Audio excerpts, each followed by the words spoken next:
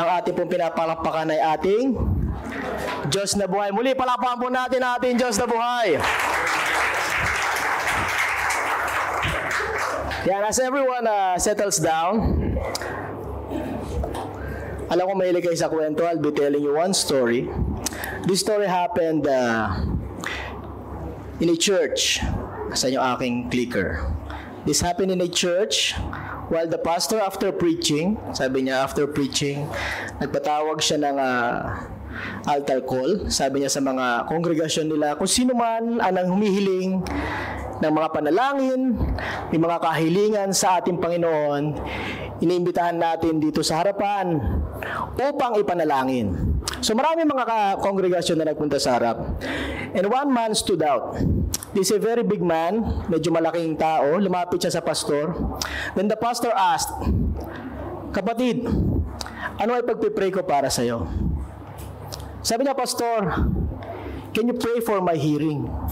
At lumapit ang pastor, niyakap ang lalaking ito at sinabi, and started praying, Lord, we humbly ask for your healing. We ask for your presence. We ask that you touch the lives of this person. Bigyan mo po ng kagalingan ang kanyang pandinig. He's asking for healing right now in the mighty name of Jesus. Ipinalangin ng pastor ang taong ito sa kanyang pandinig. Then after the prayer and after everyone settles down, nagbalikan na yung iba sa kanilang mga upuan. Natira itong lalaking ito, katabi ng pastor. At ang sabi ng pastor with a little loud voice, kasi nga may sabi niya, pagpipray siya sa kanyang hearing, with a little loud voice, ang sabi niya sa lalaking ito, kumusta na ang iyong hearing? Then this man answered the pastor and said, Pastor, hindi ko pa po alam. Sa Wednesday pa po yung hearing namin. Sometimes, hindi natin maunawaan ang instruction o ang sinasabi sa atin because we do not listen attentively. Minsan, akala natin, the perspective, yung ating perspective ay ganito because that's our own personal perspective. Hiniling na panalangin ng lalaki for his hearing kasi may kaso siya next week. Ang pagkaunawa ng pastor, anong pagkaunawa niya? Hindi siya makarinig. So he prayed. The intention is clear. The motive is clear. The heart is pure. And yet the prayer is not intended for that man. Because the request is for what? Yung kanyang kaso na harapin niya sa court next week. Maliwanag ang sinabi ng lalaki. Nagkamali ba yung lalaki nung sinabi niya yung mga bagay na yon? No, his intention is clear also. Maliwanag, pray for my hearing. Diba? Minsan mahirap talaga yung English. Minsan Tagalogin na lang natin. So para maliwanag ang mga bagay-bagay. And yet, ang instruction ng ating Panginoon, minsan hindi natin maunawaan. Dahil ba mali ang Panginoon? No. Because mali ang ating perspective in hearing what God is saying. Mali ang ating pagkakaunawa or yet, better yet, hindi natin masyadong inuunawa ang sinasabi ng Panginoon. So ngayong umaga, I want to ask everyone to please stand and read with me yung ating scripture for today coming from Genesis chapter 12 with 4 verses starting from verse 1 to verse 4. Let us all read. Now the Lord said to Abram, go from your country and from your relatives and from your father's house to the land which I will show you, and I will make you into a great nation, and I will bless you and make your name great, and you shall be a blessing. I will bless those who bless you, and the one who curses you I will curse, and in you all the families of the earth will be blessed. So Abram went away as the Lord had spoken to him, and Lot went with him. Now Abram was 75 years old when he departed from Haran. Let us all pray. Panginoon, salamat pong muli sa umagang ito. Thank you for giving us panibagong buhay, panibagong kalakasan, panibagong pagkakataon na magkasama-sama bilang isang pamilya, mag-aral, matuto sa iyong mga salita. Lord, gamitin niyo lamang po akong daluyan ng iyong pagpapala. Patuloy na Panginoon, ang karunungan ay nagmumula lamang sa inyo. Maging ang karunungan ito ay hindi magbigay sa amin ng proud personalities, kung hindi, Panginoon, mag-umapaw ang pag-ibig na ibahagi ang salita mo lamang. And to you in trust, Lord, let your words be instilled in each and everyone's heart. Let your presence be felt and let your voice be heard ng bawat isang naririto. Kayo ang maitataas at wala ng iba. In Jesus' name we pray. Amen and amen. Now, sa ngayong buwan po, buwan ng July, nabanggit ng ating presider a while ago, ang ating theme is Go. What is the purpose ng ating theme ngayong buwan? The purpose is very clear na binigay sa atin. The objective is to present biblically why Christians are commanded to go. Approximately, so at least, ang sabi ng mga Bible scholar, at least 1,000 mention of the word go ay makikita natin sa Biblia. Either literally or figuratively. So marami sinasabi ang Biblia in terms of the word go. Katulad na nabanggit natin kanina sa scriptures na ating binasa. Mababasa rin natin yan sa ating theme, the Go and Make Disciples. Makikita rin natin yan sa pagkabanggit kanina tungkol sa buhay ni Abraham or sa pagkakakilala natin ay si Abraham. We are called, o yung mga Bible characters were called to go even if the task is impossible, tulad ni Noah. Right? And Bible characters also were commanded to go kahit ayaw nila, tulad ni Jonah. So today, pag-aaralan natin kung ano ang sinabi ng ating Panginoon kay Abraham at kung bakit niya sinabing go at kung ano yung purpose ng pagkakasabi ng Panginoon na go. Maliwanag in Genesis chapter 12 verse 1, ang sabi doon, now, ano yung highlighted? The Lord said. Sino nagsabi? In the Old Testament, pag sinasabi nating Lord, it denotes relationship. Just like in Genesis chapter 1, kung babasahin nyo, if you will look on your Bible, and I hope meron kayong mga Biblia, when you look on your Bible, the predominant word there is God. The Creator God, the Elohim. Nung na-create na yung tao, the predominant word is Lord God. The Creator God, together with the relational God, is mentioned in the book of Genesis. And in Genesis chapter 12, nung kausap ng Panginoon si Abraham, not yet Abraham, I will tell you when siya naging Abraham. The Lord said. So ang relational God o si Yahweh had said to Abraham, ano yung unang word? Go. Yan. Nautusan na ba kayo ng inyong mga magulang? Sino yung mga kabataang inuutusan madalas bumili sa tindahan? Minsan inuutusan tayo, di ba? Inutusan ka ng nanay mo, hindi pa uso yung cellphone kasi wala pa tayong notes nun eh. Minsan sasabihin lang sa'yo, bumili ka ng 2 paminta, 3 suka, at 3 bawang, 1 suka. So maglalakad ka, medyo malayo yung tindahan. 2 paminta, 3 bawang, 1 suka. Eh may nakita kang naglalaro ng text, napatigil ka pa ng dalian. Pag uwi mo sa bahay, anong dala mo? 3 suka, 2 sibuyas, at 8 bawang. Bakit? Hindi natin inunawa yung sinabi sa atin natin mga magulang. Why? We are distracted of the things that we want to do. Right? Ganon din sa ating pag-aaral. Bakit minsan hindi natin naiintindihan? Napakasimple ng pinibigay ng Panginoon. Tulad nito, go from your country and from your relatives. Ang sabi yung go is going intentionally to the next place or stage. Meron bang umalis o sinabi sa iyo go na nandun ka pa rin sa pwesto mo? Sa UAE, medyo nakakaroon ng problema sa go and come. So, naintindihan naman natin yung pagkakaiba ng go and come, di ba? Go there. O, di ba? Minsan, come there, go here. But ang sinasabi lang ng go is going intentionally to the next place or stage. So, the Lord said to Abram, you'll be moving from your country, from your relatives, from your father's house. Malalaman natin kung saan siya dadalhin ng ating Panginoon. The first one, from your country. Saan galing si Abram? Sino nakakaalam? Sabihin ko na lang, baka. Abram is from Ur. Ur of the Chaldeans. Sabi dyan in Genesis chapter 11 verses 27 to 28. This is the genealogy of Terah. Who is Terah? The father of Abraham. Terah begat Abram, Nahor, and Haran. Haran begat Lot. Si Haran yung kapatid ni Abraham na tatay ni Lot. Kilala niyo si Lot? Pamangkin ni Abram. And Haran died before his father Terah in the native land in Ur the Chaldeans. So this is the empire of the ancient Mesopotamia o tinatawag nating Babylon. In this modern age, Iraq. So sabi nila, galing sa Iraqi si Abram. Abram is from the native land in Ur of the Chaldeans, which is in Babylon, the ancient Mesopotamia. So doon nang galing si Abram. Sinabi sa kanya ng Panginoon, go from your country, umalis ka sa Ur of the Chaldeans, from the Babylonian or the ancient Mesopotamia. Go from your relatives. Pag sinabi natin go from, you go away from. You go from your relatives. Iwanan mo ang lahat ng iyong mga kamag-anak.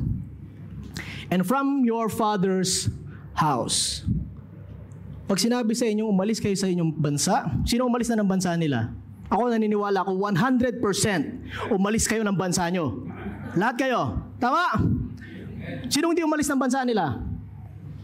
Ba? Pag kakaiba yun, di ba? Pag hindi kayo umalis ng bansa nyo, tapos nandito tayong lahat, di ba? We move from our country. Go from your country, from your relatives, from your father's house. Look at this. In Joshua chapter 24, verse 2, and Joshua said to all the people, thus says the Lord, God of Israel, your fathers, including Terah. Who is Terah? The father of Abram, the father of Abraham, and the father of Nahor, dwelt on the other side of the river in old times, and they served other gods. Bakit pinapalis ng Panginoon si Abram from his country, from his relatives, and from his own father's household? Why? Because they serve other gods. But wait, sabi ko sa inyo, naunawaan ba ni Abraham ang instruction sa kanya ng Panginoon? Yes, sumunod siya in verse 4, right? He went away with Lot. But in Acts chapter 7, chapter 2, verse 2 to 4, this is Stephen. Ang sabi ni Stephen, and he said, brethren and fathers, listen. God of glory appeared to our father Abraham when he was in Mesopotamia before he dwelt in Haran. Genesis chapter 12, 1 to 4, nasaan si Abraham? Nasa Haran. Because in chapter 4, ang sabi doon, in verse 4, so Abraham went away with Lot. He was 70, how many? 75 years old when he left Haran. Sinasabi ni Stephen, Abram was still in Mesopotamian region, still in Babylon, still somewhere in the Ur of the Chaldeans. And the command is the same. And he said to him, get out of your country from your relatives and come to the land that I will show you. So nandun pa lang si Abram, not Abraham yet, sinabi na sa kanya ng Panginoon, get out of your country and from your relatives and come to the land that I will show you. The same command. And yet, in verse 4, ang sabi doon, then he came out of the land of the Chaldeans and dwelt in Haran, and from there, when his father was dead, he moved him to his land. Sino kasama ni Abram? Tatay niya, di ba? And in verse 4 ng ating Genesis chapter 12, sino pa kasama niya? Si Lot, di ba? So ang sabi ng Panginoon, get out of your country and from your relatives. Sino kasama ni Abram? The relatives. Kailan siya nakaalis ng Haran? Nung namatay yung tatay niya. And what happened nung kasama niya si Lot? And in verse 13 ng Genesis, naghiwalay sila ni Lot because there were dispute among them. And what happened to Lot? He chose Sodom and Gomorrah. The command is clear. Minsan kasi meron tayong gusto na i-impose sa kautusan ng Panginoon that we do not obey completely.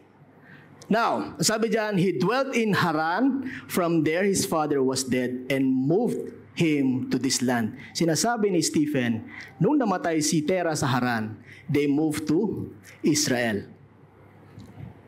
This is Haran. Gaano kalayo yung Ur to Haran? So dito namatay si Terah. In Genesis chapter 12, verse 4, so Abram went away with the Lord, spoken to him. Sino ulit kasama niya?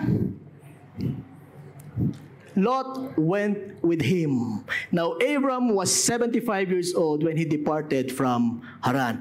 What's the command? Go from your Go from your, ano yung una? Go from your country, from your father's household. Kamag-anak niya si Lot, anak siya ng kanyang kapatid. Right? So kamag-anak niya si Lot. What happened?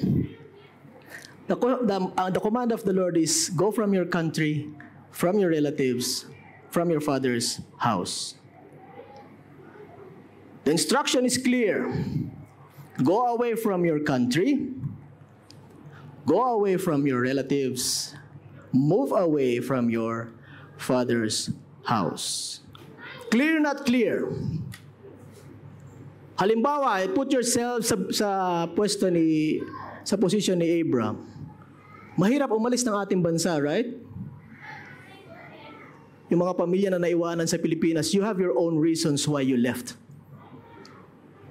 We Filipinos are not first world country. We left for a certain reason, pero mahirap. Against our own will, against our own feeling. And yet, ganon din siguro naramdaman ni Abraham. He grew up in that country. He loved that country. He belonged to that country. Bakit siya pinapalis ng Panginoon? Because there are idols there. Sinabi natin, binasa kanina, they serve other gods. They serve other gods. May sinatawag kasing mga, in Joshua chapter 24, verse 2, and they served other gods. So may tinatawag na city gods, o yung country gods. The most famous Mesopotamian goddess during that time in Babylon is Ishtar, a dualistic deity in Babylon. And many more. Marami pa mga nabanggit na mga gods and goddesses during the time. And they are called clan gods. Bukod pa sa national god, meron pa silang pang-pamilya lang. Tapos may tinatawag na ancestral gods. Yung ipinapasa lang sa mga anak para mga anting-anting ni Bong Revilla, di ba? Na ipapasa lang sa mga anak. The Lord instructed Abram to go from his country, to go from his relatives, to go from his father's house because they are serving other gods. The reason why God told Abraham, aside from the promises that we will mention later, is dahil meron silang pinagsisilbihang ibang Diyosan. It's not just yung mga rebulto na binisasamba nila during that time. It's the nature also. They worship the moon, they worship the sun, they worship the mountains, and everything there.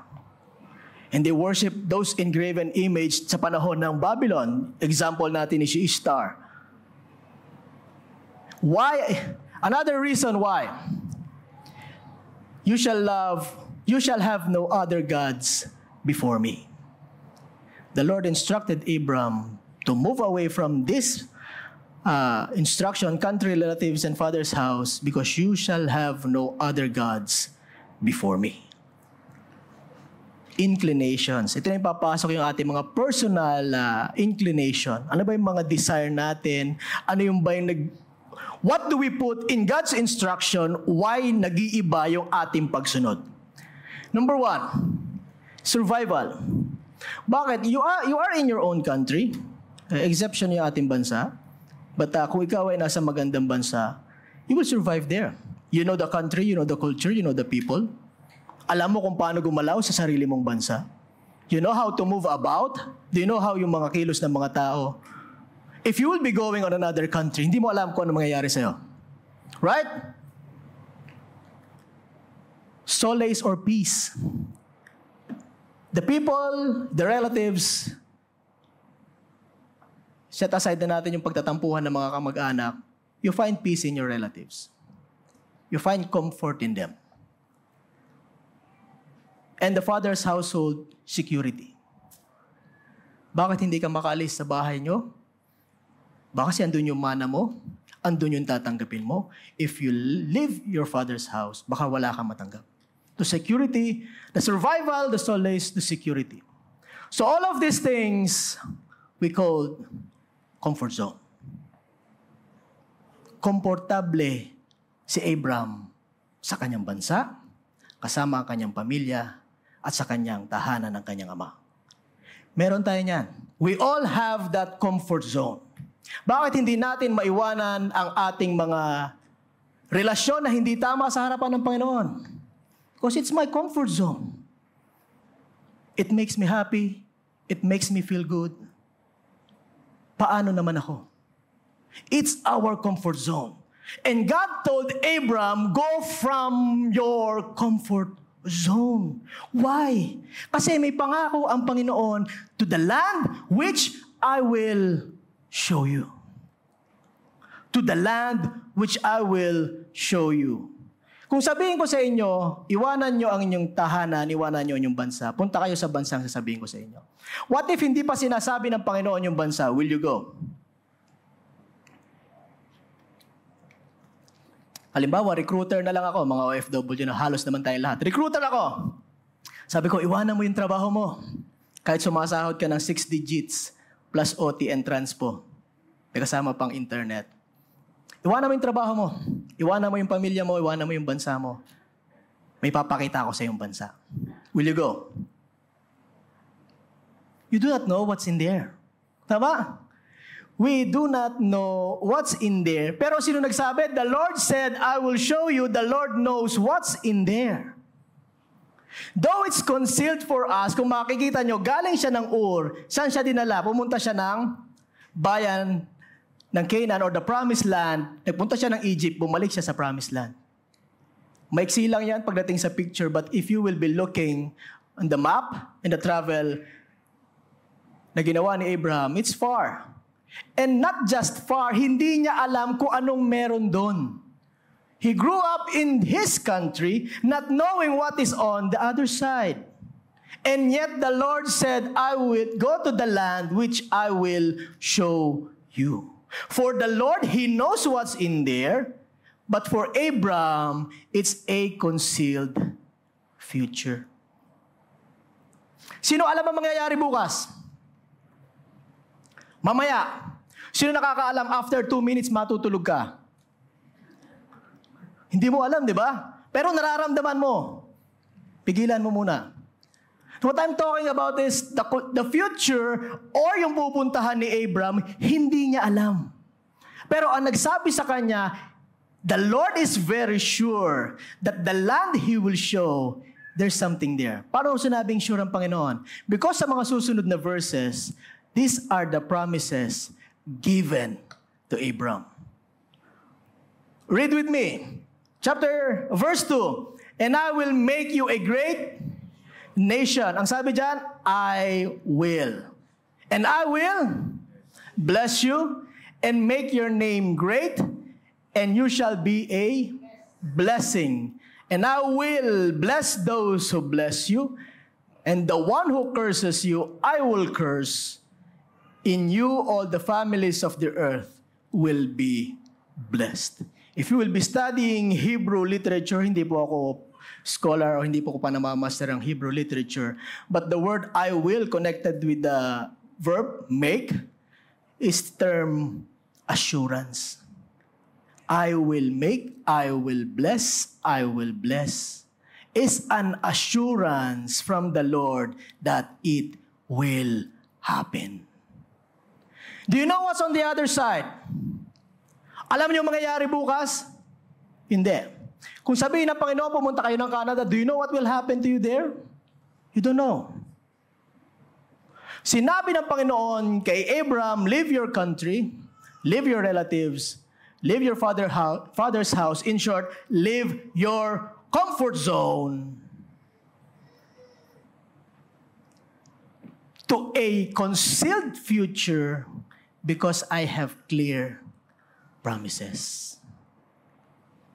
The Lord said, go from your comfort zone to a concealed future because God has clear promises. Maliwanag ang pangako ng Panginoon. And the instruction is very clear. The promises are clear as well. Ang hindi lang alam ni Abraham kung ano ang mangyayari sa kanya, sa kanyang journey, Kano ang mangyayari sa kanya pagdating niya sa bansang yon. And napag-aralan natin, marami ang nangyari sa kanya sa journey niya papunta sa promised land na binigay ng Panginoon. And yet the promise are still the same. No longer shall your name, in chapter 17 verse 5, no longer shall your name be called Abram. Ano ibig sabihin ng Abram? Abram means exalted father.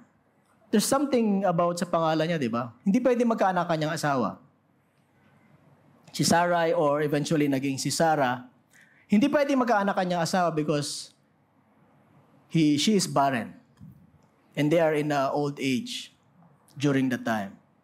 Ang pangako sa kanya ng Panginoon, you will be the father of many nations, but your name shall be Abram, for I will make you the father of multitude of nations. So the father of multitude of nations. In Genesis chapter 17, wala pa rin siyang anak. Kailan siya nagkaanak? Nagkaanak siya sa kanyang maidservant, but ang binigay na pangako sa kanya was given in Genesis chapter 18. But the promise to be the father of all nations was already in his name. Ang pangako ng Panginoon, maliwanag na ibinigay sa kanya. It was even binigay sa kanya ng Panginoon nung binago ang kanyang pangalan. The Abrahamic covenant is this. The Lord promised Abraham what? The land. The Lord promised Abraham the people and the blessings. Anong nawala kay Abraham? His country, his relatives, and his, sabihin na natin, kanyang mana o ang kanyang security. Ano ang pangako ng Panginoon? Land, people, and blessing. Kung ano ang nawala sa kanya nang umalis siya sa bansa niya, sa kanyang mga kamag-anak, was given, not just doubled, but overflowing because he was given the promised land, who is flowing with milk and honey. He became the father of many nations, and he was blessed.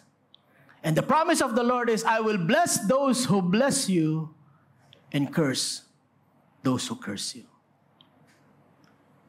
Mahirap sumunod minsan sa ating Panginoon. Because we cling on to that comfort zone at hindi natin nakikita yung pangako at the end. The promises and the future with the Lord is always greater than the thing that you will be leaving behind. Always remember that. At that moment, masaya ka. At a certain period ng buhay mo, masaya ka. But what if those things ay mawala? Because everything is temporary. And the promises of the Lord will always be eternal. Natatakot tayong mawala kung anong meron sa atin ngayon. Hindi natin nakikita kung anong kayang ibigay ng ating Panginoon. Abraham, what happened? The Lord said, go from your comfort zone to a concealed future because God has clear promises. This is Abrahamic covenant. It's a covenant given to Abraham. But the principle applies to us as well. The same goes in Matthew chapter 28, 19 to 20, when God commanded the disciples and us who are believers. Anong sabi? Pakibasa nga po.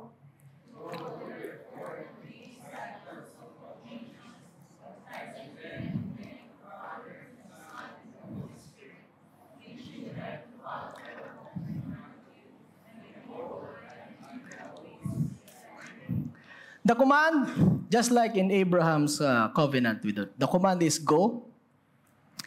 Again, is make disciples of all nations, baptizing them in the name of the Father, and of the Son, and of the Holy Spirit, teaching them to follow that I commanded you. The word teach is not just about verbal instruction. Ang sabi dyan, be an example to others. You may know everything about the Word of God. You may study theology until your doctorate degree, and yet hindi mo maipakita sa pagkatao mo ang pinag-aaralan mo. You are not teaching the people to follow what God has commanded you. In the Bible it says, knowledge pops up, but love edifies. Nag-aaral tayo ng Biblia for us maunawaan natin ang purpose ng Panginoon. To express it not just in words, but in action kung saan man tayo pupunta. Because that is the command of the Lord, go. How do you make disciples kung hindi mo maipakita o hindi maramdaman ng kausap mo na may pag-ibig sa puso mo pag nagsasalita ka? We have to understand, teaching is not just by words. It's by how you express the words coming from your mouth. Go. Move from your comfort zone and tell people who Christ is. Teaching them to follow. You cannot teach people to follow something kung ikaw mismo hindi mo na ginagawa. Mahirap yon. It will always be hard for them to follow you kung ang sinasabi mo, hindi mo magawa. The thing is, anong command sa kay Abraham? To the land I will show you. Alam niyo ba yung mangyayari if we share the word to others? Hindi, di ba? We're so scared to share. Right? Kasi natatakot tayo ng rejection or kung anong masabi sa atin. We do not know what will happen. But the command is clear. Go and make disciples of many nations. Because there is a promise to that. Behold, paibasa, I am with you always to the end of age. Sinong kasama nyo? Natin pala. Sinong kasama natin? If we go and make disciples, baptizing them in the name of the Father and of the Holy Spirit, teaching them or setting an example to them, behold, Jesus Christ said, I am with you always to the end of age. Hindi natin mabigyan ng emphasize yung phrase na I am with you always. Why? Because of the fear of not knowing what will happen if we go and make disciples. The fear of being rejected, the fear of being left out because of what you believe. Hindi natin nakita kung sino yung kasama natin in doing so. I am with you always to the end of age. In verse 4, ang sabi doon, so Abram went away as the Lord had spoken to him. Went away as the Lord has spoken to him. Sumunod si Abram o hindi? Sumunod. Tayo rin naman sumusunod. Sino masunurin taas sa kamay? Yung mga kabataan dyan, masunurin naman, di ba yung mga magulang, masunurin naman yung ating mga anak. May wait lang. Di ba? Wait lang. Parang mabibilang mo yung pagsunod ng ating mga anak na walang wait. Hindi ko alam kung yun ang trending ngayong panahon ngayon sa mga kabataan. But every time you tell your children, anak, pakikuha nga akong tubig. Wait lang po. At least may po, di ba? Magalang pa rin. Abraham went away as the Lord has spoken. Anong command sa kanya? Go from your country, from your relatives, and from your father's house. Sino kasama niya? Si Lot. Right? Relative, hindi relative. Relative. Ano nangyari? Nagkaroon sila ng conflict, right? They had conflict. The blessing was not yet fulfilled sa buhay ni Abraham until the full obedience was completed. When was the last test na binigay sa kanya ng Panginoon? The test of sacrificing His Son. Kaya nyo? Hindi nyo kaya? Ako, personally, as a father, hindi ako mag-ipokrito. Hindi ko kaya. Di ba? Pero the testing of faith to Abraham, though he did not fully obey the first commandments na binigay sa kanya ng Panginoon, the promise remains. Ano yung covenant sa kanya? Land, people, and blessings. From the time he was in the Ur of the Chaldeans, the Babylonians or the Mesopotamian Empire, the promise remains. The command still the same. Because God never changed. Yesterday, today, and forever. Sino ang nagbabago? Tayo. Nagbabago ang ating pagsunod, nagbabago ang ating pag-unawa. That's why we have to study more. And as we study, let us not just put this in this mind, put this in this one. So kapag ibinahagi nyo sa iba, ramdam nila ang pagbabago sa buhay nyo. It's a different thing telling them they're wrong that telling them, kapatid, pinagdaanan ko yan. Nagkamali din ako. Pero mahal ka ng Panginoon. If He was gracious enough to forgive me, His grace ay hindi kailanman pwedeng ma-overtake ng ating kasalanan. His grace will always be greater. Walang taong hindi nagkakasala. Di ba? Sabi ng Biblia, if you say you're not sinning, you deceive yourself. But it's a different thing that you look at people as sinners. Because we are all sinners. It's a different thing to look at people na dati akong ganyan. Pero dahil sa pag-ibig ng Panginoon, binigyan niya ako ng pagkakataong magbago. Go, teach them, be an example to them. Just like what Jesus Christ did. Jesus Christ was bold in preaching, right? The apostle was bold in preaching, but yet they are loving in approaching their Christian brethren. So Abraham went away as the Lord had spoken to him. The Lord said, point number 1, Abraham was given a command. We have to get it. Listen and understand the Lord's command. Because every command ng Panginoon has a promise, grasp it. Take into heart what the Lord promised, He will fulfill. And our response is simply, go. Just obey. Kadalasan sa ating pagsunod, may mga variations sa ating pagsunod. Tama? Minsan, Lord, pwede bang sama ko itong aking vision na ito isa? Isa lang naman. It's gracious. God is still gracious. Though the blessing will not overflow. Because the command is simple. Para sa atin, yung command kay Abraham, hindi simple yun, di ba? You'll be living something that you literally grew up with. Alam mo ang pasikot-sikot sa bansa nyo, mga kamag-anak mo nandoon, ang bahay ng tatay mo, o yung buong sarili mong pamilya nandoon, you will get out from there? No, it's hard. But ang sabi doon, just get it. Listen and understand the Lord's command because there is always a promise. And grasp the promise because it was given to, kanino binigay? Kay Abraham, the promise was given to him and not to any other man. The Lord said to Abram, go from your country, from your relatives, from your father's household, and go to the land that I will show you, and I will bless you, and I will make you a great nation. And I'll give you blessing to those who bless you, and curse to those who curse you.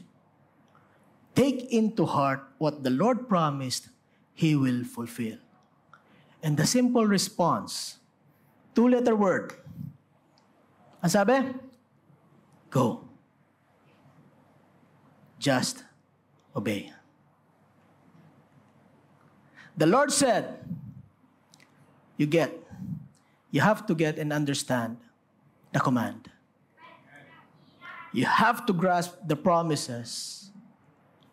And the only response required of us is to go. May mga bagay tayong hindi maiwanan. There are things that we call our comfort zone. There are things that we call our security, things that we call our peace. Minsan, ang mga bagay na yun ay nagiging ating mga Diyos, nagiging ating sandalan ng ating kinabukasan. And yet, God has commanded us to go. Not just to go deeper to that place, but to go away from that place. Because God has promised something better. Something that He will show us. Something, kadalasan ang pagsunod natin sa Panginoon is based on the material things. May napakinggan ako sa loob din ng isang simbahan, pero hindi kasama ng pastor kanina na nagpatawag ng healing. Sa loob din ng isang simbahan, sabi niya, alam niyo mga kapatid, nagpatawag siya ng mga workers sa loob ng simbahan. Alam niyo ba kung bakit tayo naglilingkod sa ating Panginoon? This is a Christian church.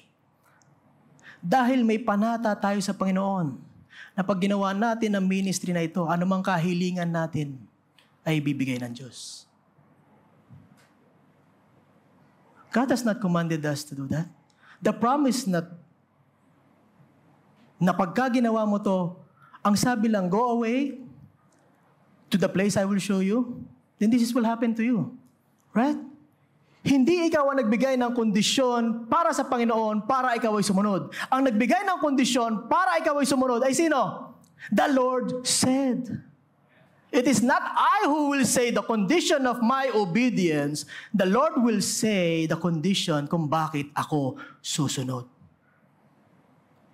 You will be hurt along the way, just like what happened to Abram. May mga bagay na nangyari sa kanya and his faith was tested when God commanded him to sacrifice his one and only son to Sarah. The command is hard. But the promises is way, way better. And the only response na hinihiling sa atin ng ating Panginoon is a two-letter word. Go. If God has convicted you to go and tell people who Christ is, that's what we're commanded for, right? Yun ang binigay sa ating commission ng ating Panginoon. The Lord said everything. May sinabi si Abraham, meron ba siya sinabing, Lord, baka pwedeng ito na lang. Baka pwedeng isama ko ito. Though ginawa niya yung mga bagay na yun. But ang tanging nagsalita, from verses 1 to 3, bago si Abraham went away to what God has promised him, ang sanging nagsasalita ay ang Panginoon. Nung sinabi ng Panginoon ang Great Commission, may kondisyon ang binigay sa may kondisyon bang binigay ang mga disipulo? Lord, yun na lang pong kamag-anak namin. Lord, yun lang pong kakulay ko kasi baka magkaroon ng racist criticism sa akin pagka iba yung kulay ng... No. There's no condition from the people kung kanino sinabi ng Panginoon. The only condition that was given is from the Lord. That's why the Lord said, get my command.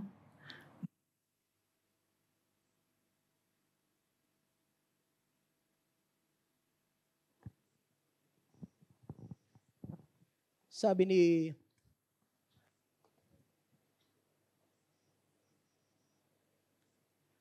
Paul, kung maunawaan natin ang tunay na pagkatanggap sa atin nating Panginoon. It is no longer I who live, but Christ lives in me. The life which I now live, I live for Christ. Kung alam natin ang buhay natin ay binigay natin sa ating Panginoon. The commandment will always be clear. The consequences, hindi natin alam. But the promises of Jesus being with us, even to the very end of age, Jesus will always be enough. Sabi nga na isang quote, if Jesus is the only one you have everything you need. So, as we move along sa ating pag-aaral, sa ating theme na go, may we understand the principle na ibinigay sa buhay ni Abraham. Though we may fail along the way ng ating pagsunod, the command remains. The promises did not change. And the Lord fulfilled the promise to Abraham because he obeyed. And as we continue to serve our God, samahan nawa tayo ng ating Panginoon to learn those principles na we cannot give God the condition because He had given us the perfect command, the best promises, and the ultimate companion in Jesus Christ and the Holy Spirit. Let us all pray. Panginoon, maraming pong salamat muli sa umagang ito. We thank you for being with us. Salamat sa buhay ni Abraham na ginamit mo upang maging patuloy na example sa amin. May the principle, though the Abrahamic covenant did not cover us, but the principle of the obedience, principle of your commandment, and the promises remains the same. May we understand the fullness ng inyong command for us. May we understand yung grasp o yung hawak sa amin ng aming comfort zone, yung mga bagay na hindi namin mabitawan that you told us to leave behind. Tulungan kami, Panginoon.